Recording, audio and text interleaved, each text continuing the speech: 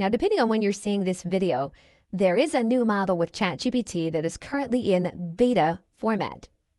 In order to see that model, what we're going to do is we're going to start a new chat.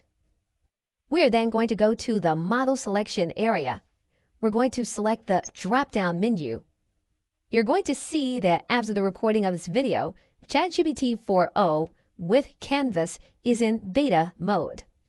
We're going to turn on ChatGPT 4.0 with Canvas. What you'll notice is that ChatGPT 4.0 with Canvas does not have search available in order to use with the platform.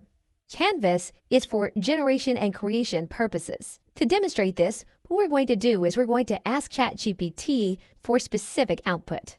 We are going to semi-structure a prompt, and we're going to ask ChatGPT to create content as we would with any other model. We'll now click Enter.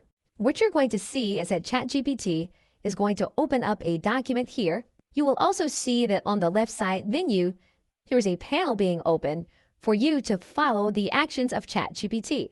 So once you open up with Canvas, your interaction with ChatGPT will happen in the left side panel.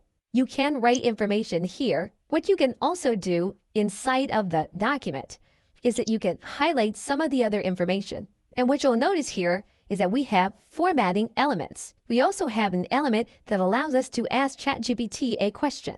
For example, when we highlight this word, we can click on this element that says Ask ChatGPT, and we can either edit the word or explain the word. We can then click Enter. Basically, what you'll see here on the left side is you'll see an explanation of the information that ChatGPT has been able to generate. You can choose to close the panel, and ChatGPT will become its regular window. You can choose to open the panel again, and ChatGPT will open up the left side panel where you can interact with ChatGPT. If you click on top of the element, you will then have your document available. Now, on the right side, there are more elements available to us here in this area, and we will look at them in the next video. Okay, so with that, thanks, and I will see you in the next video.